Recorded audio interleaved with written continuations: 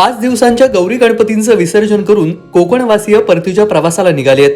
मात्र परतीच्या प्रवासात देखील रेल्वेच्या नियोजनाचा फज्जा उडाल्याचं पाहायला मिळतंय.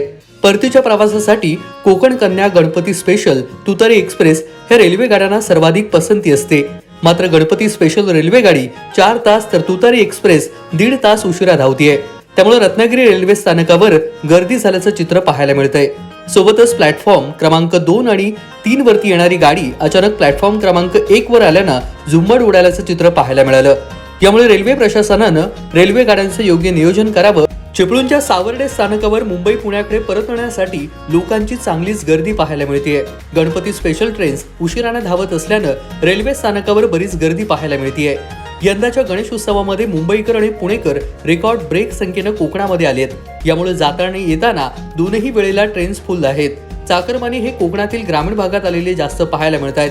5 दिवसांच्या गौरी गणपतींचं शनिवारी विसर्जन करण्यात आलं आणि सोमवारी कामावर पोहोचण्यासाठी रविवारी सकाळपासूनच रेल्वे स्थानकावर चाकरमान्यांची गर्दी पाहायला मिळतेय.